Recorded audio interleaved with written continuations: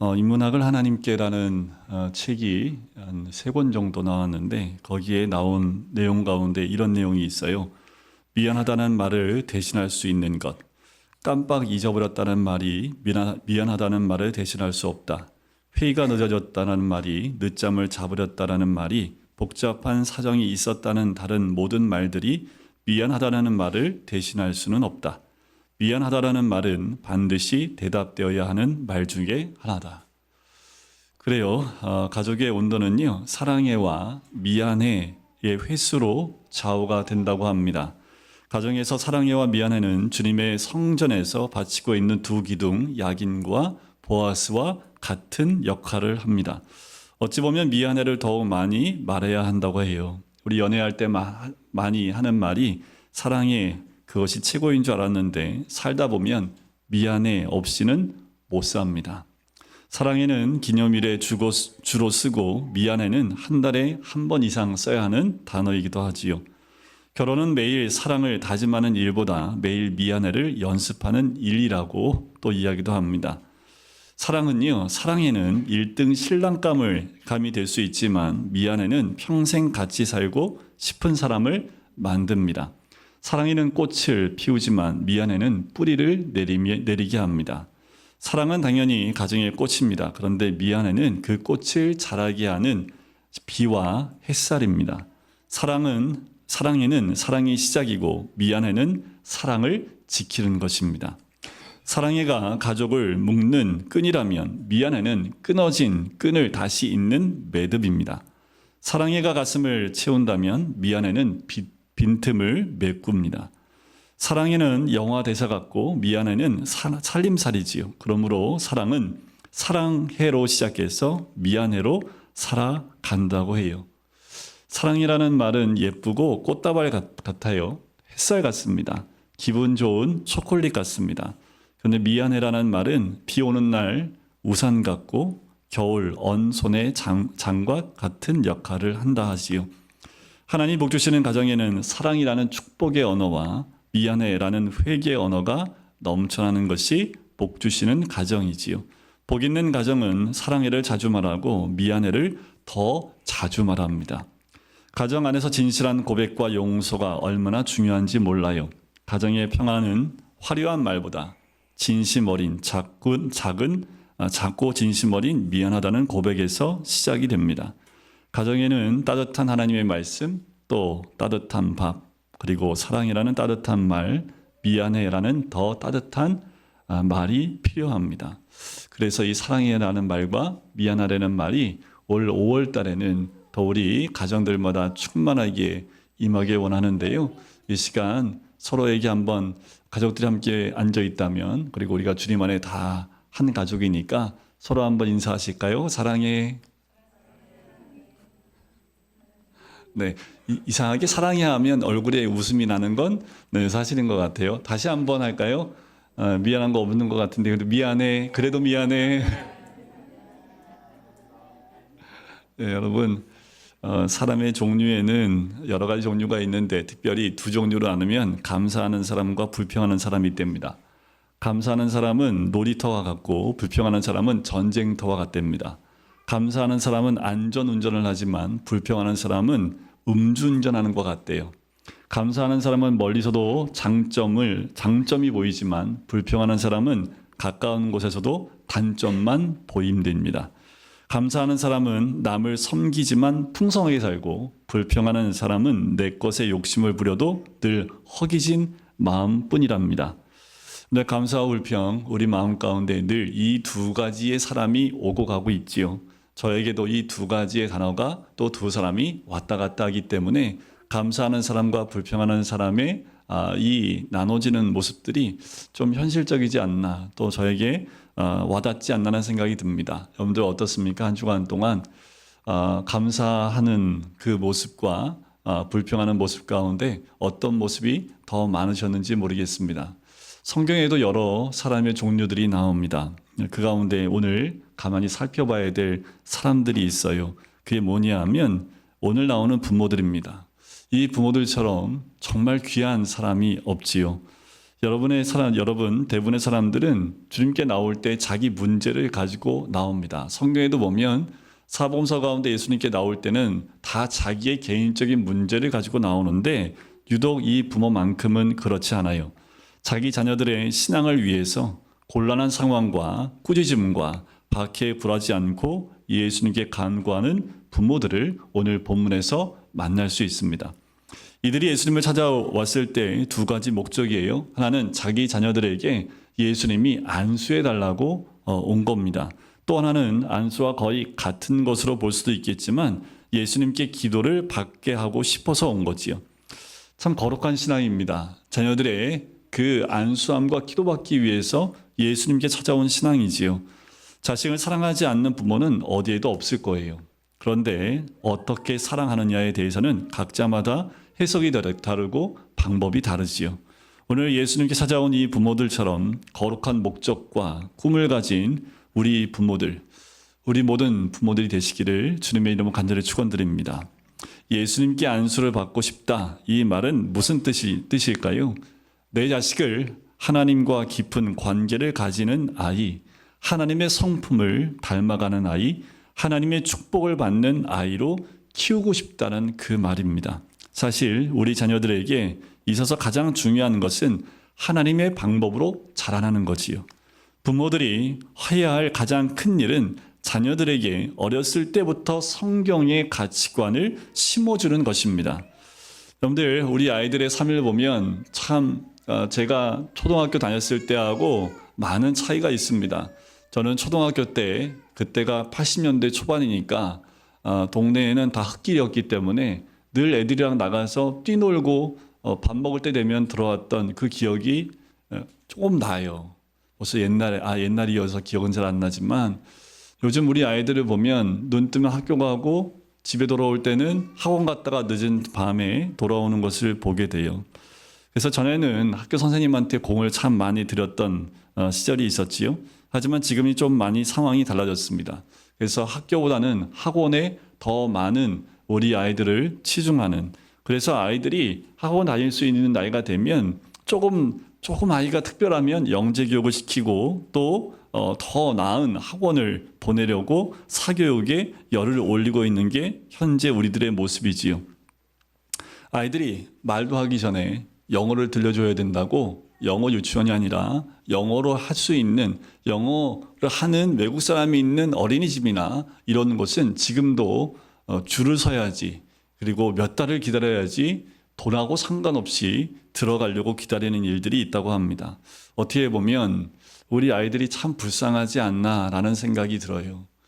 먼저 받아야 될 것보다 교육에 대한 부분에서 더 노출이 되어 있는 거지요.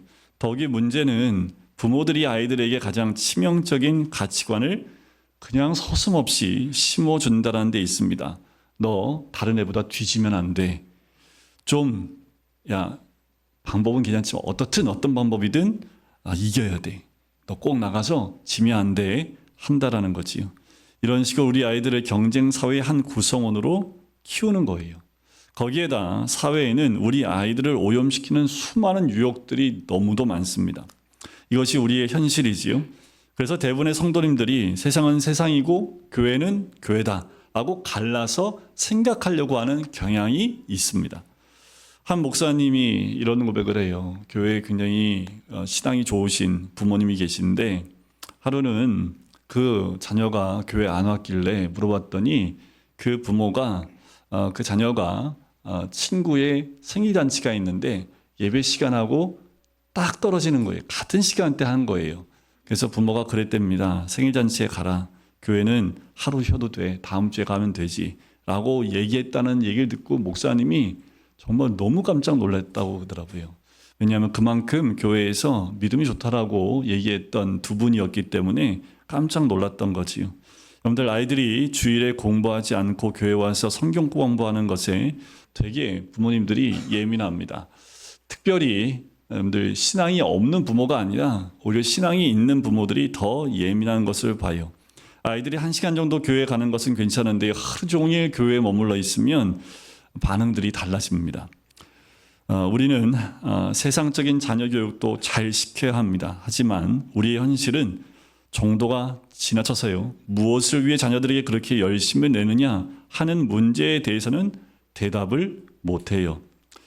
제가 우리 교회 목회를 시작하면서 놀랐던 것 가운데 또 가서 자랑했던 것 가운데 하나가 뭐냐면 우리 모든 예배에 나이와 상관없이 우리 애들부터 어르신들까지 함께 예배드리는 것이 굉장히 큰, 저한테는 처음 교회 왔을 때 신선한 충격이었습니다. 그때 우리 동훈이가 유치원생이었나요? 4살 때부터 여기 앉아 있었거든요. 동훈이가 그 동훈이가 앉아서 예배드리는 모습에 제가 굉장히 많이 도전이 됐습니다. 저 나이에 저기 앉아서 오전 예배도 드리고 오후 예배도 드리고 어떻든 자든 깨서 듣든 얘가 이해하든 못하든 여기 앉아 있는 것이 굉장히 큰 도전이 되어졌고, 제가 밖에 나서 자랑을 했어요. 우리 교회 동동동이 있는데 얘네들이 어린 나이인데도 모든 예배, 얘네들 그때는 수요예배도 나왔었고 금요일에도 나왔었습니다. 그리고 제가 그랬던 거 기억나세요? 얘들이 요 모습 그대로 대학 졸업 때까지 예배에 참석하면 하나님 반드시 쓰신다고. 기억나세요? 동훈이 기억 안 날 거야. 제가 그랬거든요. 우리 아이들, 제가 그때 2016년도 9월 첫째 주부터 부임을 했기 때문에 9월 달 그때 제가 이 말씀을 드렸고 1년에 한 번씩은 말씀드렸어요. 우리 아이들이 이런 식으로 이런 모습으로 대학교 졸업할 때까지 예배에 한 번 빠지지 않고 나오게 되면 하나님 반드시 쓰신다고 제가 그런 말을 했습니다. 지금도 변하지 않습니다. 왜냐하면 그게요 절대로 쉽지 않습니다. 어린 나이는 부모 손 붙잡고 오지만 어느 순간부터 뭐예요? 자기가 결정하고 교회를 나와야 되는데 그때도 변함없이 예배에 참석하고 예배를 가까이 하고 나올 수 있다면 그 아이는 예수님을 만나지 않고서는 그렇게 할 수 없기 때문에 그래요. 죽게 나온 아이들이 존중되는 교회가 되어야 됩니다. 그리고 어린아이가 대접받는 교회가 되어야 되고요. 이것이 예수님이 원하시는 것의 요점입니다. 예수님은 어린아이를 그렇게 사랑하셨고 영접하셨고 안아주셨고 기도해 주셨지요. 오늘 성경 본문에서 우리는 무엇을 읽어야 하는지 생각해 볼 필요가 있습니다. 첫째는 부모들에게서 배울 점을 찾아보겠습니다. 이들의 생각에는요, 가장 중요한 것은 예수님과 어린 자녀가 만나는 것이었어요. 이 말을 다른 말로 바꾸면 자녀들에게 가장 중요한 것은 하나님을 가르쳐주는 것이란 뜻입니다. 디모데후서 3장 15절 말씀에 제가 말씀을 준비했는데 한번 띄워주시겠어요? 한번 같이 읽어볼까요? 시작. 또 어려서부터 성경을 알았나니 성경은 능히 너로 하여금 그리스도 예수 안에 있는 믿음으로 말미암아 구원에 이르게 하는 지혜가 있게 하느니라. 아멘.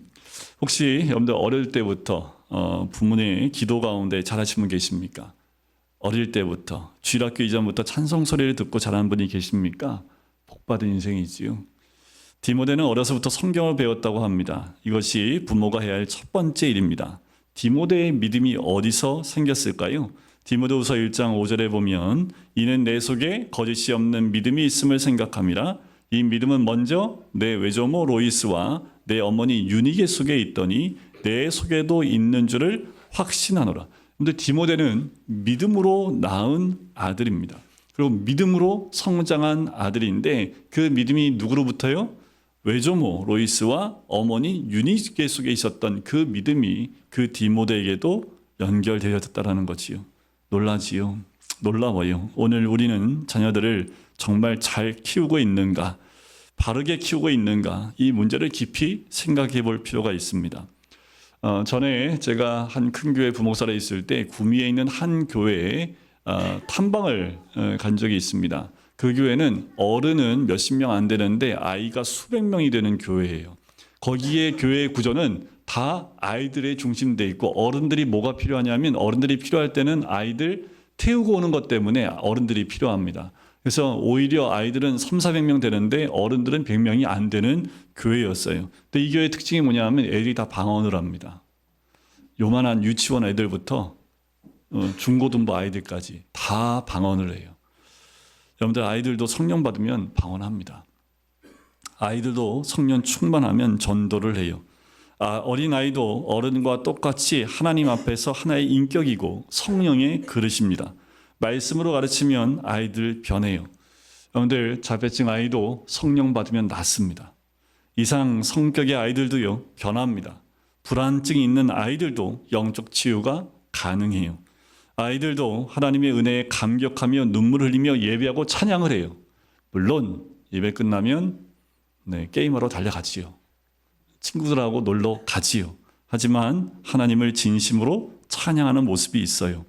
그러나 우리 어른들이 아이들은 공부나 하고 있어야 돼 하고 말한다면, 그렇게 만들어 놓는다면 은혜는 어른만 받고 아이들은 은혜 받는 거에 대해서 별 관심을 쏟지 않는다면 이건 문제가 있습니다. 찬송가 199장에 보면 1절에 이런 찬양이 있지요. 나의 사랑하는 책 비록 헤어졌으나 어머니의 무릎 위에 앉아서 재미있게 듣던 말 그때 일을 지금도 내가 잊지 않고 기억합니다. 여러분들 기억하세요? 근데 제가 가장 부러워하는 찬양이 이 1절 가사입니다. 어머니가 자녀를 안고 성경 말씀 스토리를 이렇게 재밌게 얘기해 주는 거예요. 그리고 찬양해 주는 거예요. 기도해 주는 거예요. 저는 이런 모습을 한 번도 받고 자란 적이 없기 때문에 이것이 얼마나 큰 축복이라는 것을 저는 알고 있습니다. 또 많은 신앙에 본인했던 분들은 거의 대부분 부모님의 신앙을 이어받아서 그 믿음의 대를 이어받는 것을 자주 볼 수 있지요. 우리 아이들이 이런 감격과 추억 속에서 자라야 합니다. 지금도 늦지 않았고요. 우리 젊은 부부들은 아직 기회가 있기 때문에 우리 아이들에게 어떤 추억과 어떤 감격을 줘야 되냐 하면, 부모가 예수님 때문에 눈물 흘리고 부모가 말씀을 읽다가 은혜 받은 모습을 보여줄 때 우리 아이들에게 이거보다 더 큰 신앙 교육이 없지요. 우리가 찬송가 속에서도 기도 속에서도 배웠던 그 신앙, 우리가 이 신앙 가운데 나갈 때 우리 자녀들에게 신앙을 물려줄 뿐만 아니라 우리가 어렸을 때 받은 그 신앙이 얼마나 귀합니까? 여러분들 통계에 보면 어른 돼서 교회에 나온 사람들의 거의 대부분은 어렸을 때 교회에 나왔던 경험이 있는 사람들입니다. 교회 한 번도 나와본 적이 없는데 다 커서 교회 나왔다, 이런 퍼센티지는요 굉장히 작습니다. 굉장히 낮아요. 거의 대부분은 교회에서 어떻든 간에 어렸을 때 초등학교 때 한 번이라도 교회에 나왔고 교회에서 신앙생활이라는 걸 한 번 해본 사람들은 나중에 다시 교회로 나오는 길이 열렸다라는 거지요. 우리가 자녀를 공부시키는 그 열정과 그 정열의 10분의 1만 하나님께 바치면 우리 아이들 다 바뀝니다. 10분의 1만 아이들에게 믿음의 교육을 시키기 위해 투자한다면 우리 아이들 얼마나 변할까요? 여러분들 예배 시간에 우리 아이들 떠들지요? 당연합니다. 떠드는 게 애들이지 안 떠들면 그게 애입니까? 우리 아기들 예배드리다가 울지요? 우는 게 애기지 안 울면 그게 애기입니까? 1시간 동안 한 번도 안 울고 가만히 그대로 앉아갖고 예배드리면 걔가 이상한 거예요. 애기들은 떠들어야 정상입니다. 근데 그 입을 막아요? 아니요. 우리는 다 그 떠드는 아이가 있음을 통해서 우리 교회 안에 이렇게 아이들이 있구나라는 걸 인지할 수 있는 거지요. 우리 주님이 그러면 그 아이의 예배를 받지 않으시겠습니까? 근데 꼭 그런 것도 있어요. 예배 시간만 되면 애들이 떠들어요. 그거는 부모 탓입니다. 왜 부모 탓이에요? 일주일 동안 기도 안 해서 그래요. 그래서 부모님 기도시키려고 애들이 울기도 하고 떠드는 거지요. 여러분, 우리 아이들 떠들어도 괜찮아요. 부모님들 알아요. 예배 드릴 때 애들 떠들면 막 식은땀이 나지요. 예배 방해할까 봐. 아니요. 예배 방해되지 않습니다. 오히려 그 소리가 우리한테는 기쁨이 될 수 있기 때문에 그래요. 오히려 그 아이가 부모가 예배에 집중하는 모습을 보고 오히려 그 어린 나이에 어린 아기가 부모의 모습을 볼 수 있다라는 거지요. 어려서부터 아이들이 그런 분위기에서 자랄 때요, 그들의 믿음도 함께 자라요. 이 아이들 딴짓하는 것 같지만 멀티가 되는 아이들입니다. 뭐가 멀티가 돼요? 머릿속의 생각과 자기가 보고 있는 것과 손이 다 각각 따라요. 그래서 정말 능력 있는 데는요, 한꺼번에 저는 이런 거 봤어요. 양쪽 손으로 문자를 보내는데 따로따로 문자를 따로 보내요. 근데 틀리지 않고 정확하게 양쪽으로 두 사람한테 문자를 보내요. 이게 가능하더라고요. 그러니까 요새 애들은 멀티예요. 그렇다고 해서 예배 시간에 딴짓하는 게 옳다는 얘기는 아닙니다.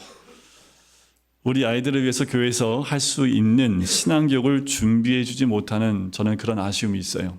우리 아이들을 눈물로 함께 양육할 수 있는 선생님이 없는 아쉬움이 있고 교육자가 없는 그 아쉬움이 있습니다. 그 아이들이 부모와 함께 예배드리는 시간도 귀중하지만 우리 아이들에게 따로 그 아이들에게 복음을 나누고 말씀을 나눌 수 있는 선생님이 없다라는 것이 저로서는 굉장히 미안하기도 하고 좀 아쉬움이 큽니다. 저는 오늘 여러분에게 구체적으로 두 가지를 부탁하려고 해요. 부모님, 우리 부모님들에게 자녀들을 붙들고 매일 안수해 주십시오. 그냥 기도하지 마시고요. 손을 잡고 기도하든 머리에 손 얹고 기도하든 가슴에 품고 기도하든 제일 좋은 건 아버지가 그 자녀에게 머리에 손 얹고 기도하는 것이 제일 좋습니다. 아이를 위해서 매일 기도해 주시기를 부탁합니다. 이것이 예수님의 방법이에요. 그래서 제가 눈이 오나 비가 오나 늘 빠지지 않고 늘 준비해 놓는 것 1층에 기도문 4개씩 일주일에 최소한 일주일에 4번은 기도해 주라고 기도문을 늘 5장만 제가 놓는데 그중에서 제가 늘 봐요. 근데 체크합니다. 몇 장 없어졌나. 보면 누가 가져갔나? 저 알아요. 뻔하잖아요. 네, 알아요. 여러분들 매일 못하더라도 일주일에 4번은 자기 전에 아니면 학교 가기 전에 여러분들 기도해 주세요. 여러분들 우리 아이들이 무엇인가 사회생활 하기 전에 예수님을 만날 수 있는 기회를 많이 주십시오. 이번에 이제 우리 윤서를 데리고 라오스에 갔잖아요. 그래서 라오스 선교사님한테 부탁을 했습니다. 제가 한번 1년 정도 이 얘기 우리 아들 좀 부탁드려도 될까요? 했더니 두 손 들고 환영한다고. 네, 기타만 가지고 오면 된다고. 네, 기타만 있으면 여기 전도 너무 잘 된다고. 그래서 의향을 물었는데 대답은 안 하더라고요. 오케이 했으면 전 바로 거기다 떨궈 놓고 오려고 그랬거든요. 여러분들 제가 못했어요 그거를. 네, 그냥 강제로도 시키고 싶은 마음이었었지만 또 강제로는 또 할 수 없어서. 근데 우리 자녀들이 사회에 나가기 전에 부모의 슬하에 있기 전에 조금 선교지라든가 아니면 성경을 공부할 수 있는 곳에 시간을 들일 수 있는 기회를 주는 것, 이게 더 큰 축복입니다. 왜냐하면 말씀으로 훈련되는 것. 지금 청년들이 말씀으로 훈련되고 있어요. 늘 저 청년 때에 정말 혹독한 말씀 훈련을 받지 않으면 사회생활 나가서 그 훈련 가지고 버텨야 되는데 버티지 못합니다. 버티지 못하면 어떻게 돼요? 그렇게 교회에서 열심히 잘 섬기던 애들이 한순간 다 사라져 버려요. 사회생활 하면서 사라지고 결혼하고 사라집니다.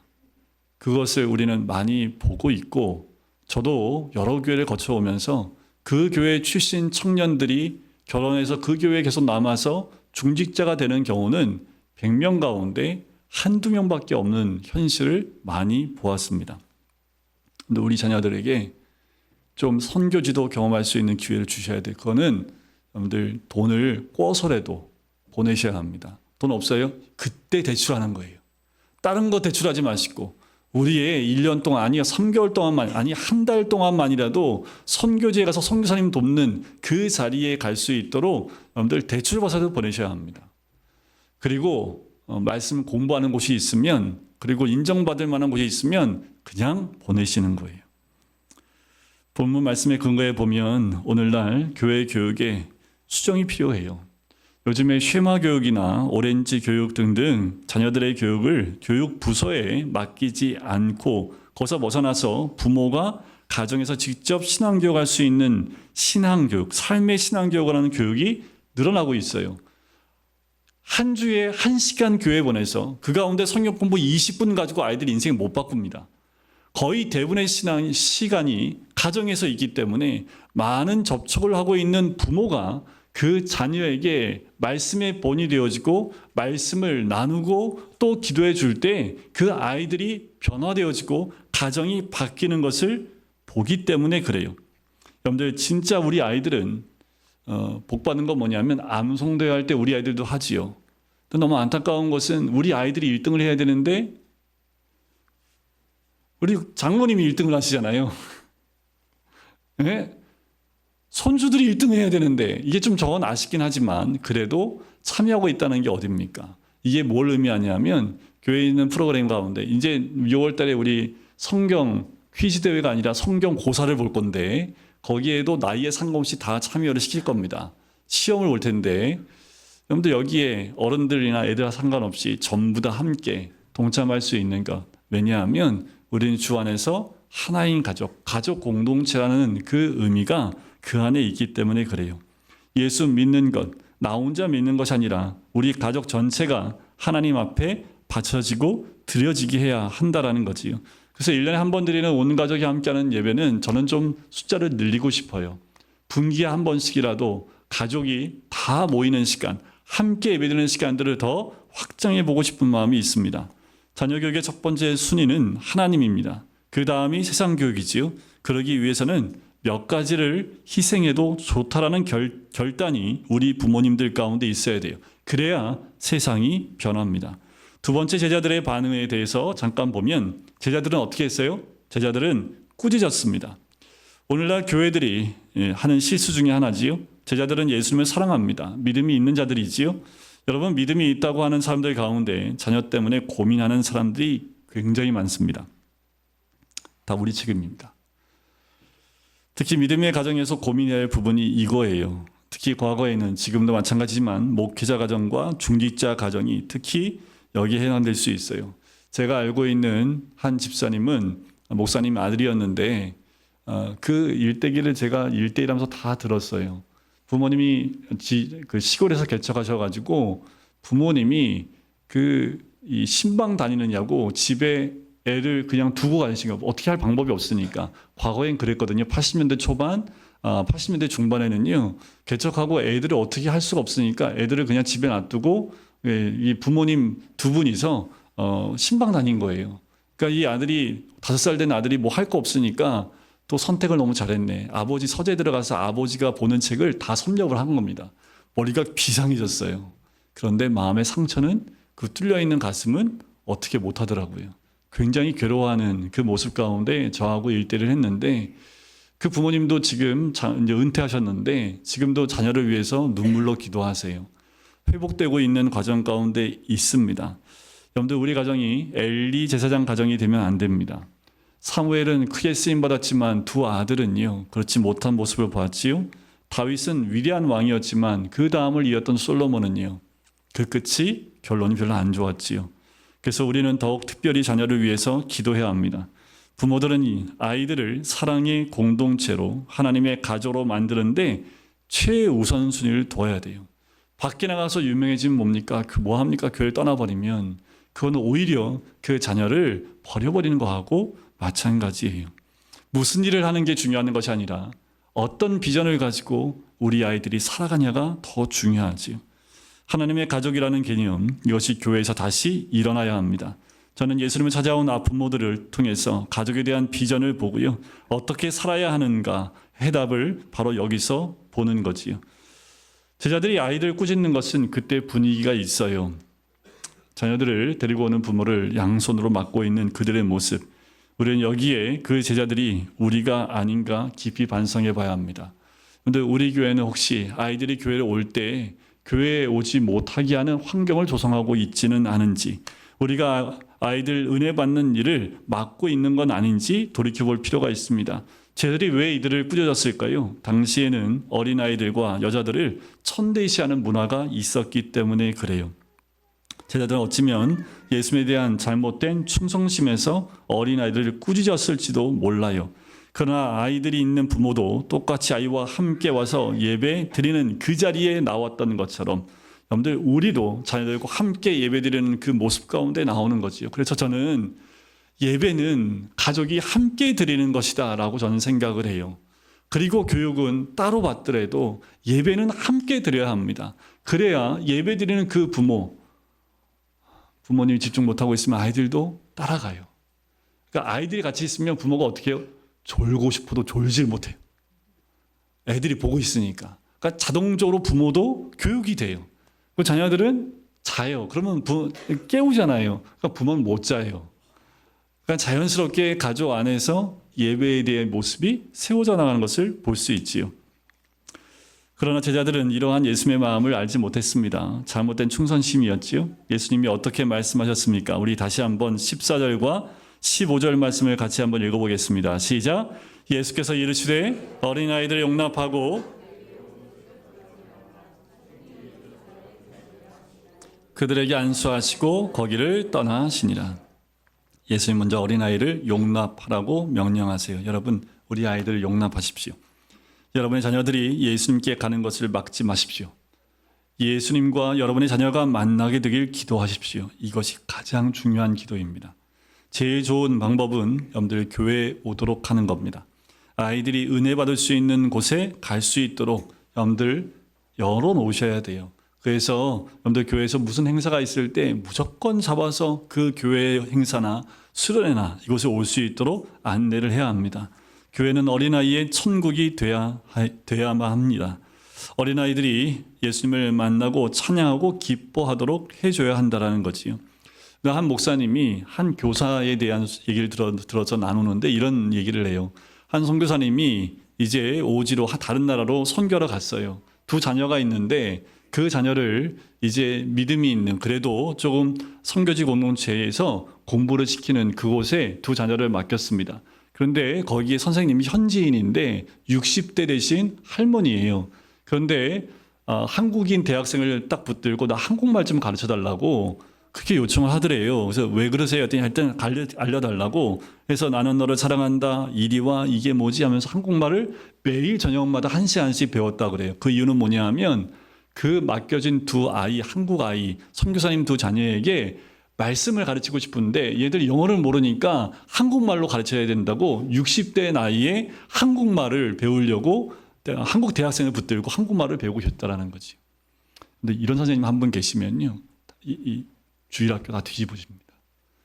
그 아이의 생명을 위해서 자기의 모든 것을 쏟아붓는 그 희생이 정말 중요하지요. 예수님은 또 천국이 이런 사람의 것이라고 얘기합니다. 천국이 어린아이와 같은 이들의 것이라 말씀합니다. 가장 성숙한 사람은 어떤 사람이냐면 어린아이와 같은 성품을 가진 사람입니다. 순진하고 솔직하고 단순한 어린아이의 성품을 가진 하나님의 백성. 천국은 이런 자들의 것이지요. 어린 아이들의 모습이란 심령이 가난한 모습의 한 형태입니다. 우리 어린 아이들에게 이런 것을 배울 수 있기를 원합니다. 또 15절에 예수님이 어린 아이들에게 안수해 주셨다라고 하지요. 우리 자녀를 예수님이 안수해 주시기를 간절히 소원합니다. 우리 아이들이 교회 나올 때마다 예수님의 안수 받는 것 같은 그 마음으로 부모가 기도하고 아이들을 데리고 나오십시오. 그러면 예배 시간에 또 교회에 있을 때 우리가 모르는 사이에 예수님의 안수하심이 우리 아이들을 바꿔놓습니다. 우리 아이들이 예수만 만나면 아이들은 바뀌어요. 그래서 우리가 해야 될 것은 우리 어린 아이들이 예수를 만날 수 있도록 안내하고 또 예수를 만날 수 있는 그 자리에서 우리 아이들이 변화된 모습을 바라보며 기도하는 것이 우리 부모님들이 해야 될 모습인 줄 믿습니다. 우리 자녀들이 예수님의 품 안에서 자라나 하나님을 경외하고 하나님을 위해 살려는 헌신과 결단이 어렸을 때부터 있도록 우리 모든 부모님들과 우리 모든 성도님들이 함께 우리 아이들을 양육하고 함께 기도하는 우리 교회 되기를 간절히 소원합니다.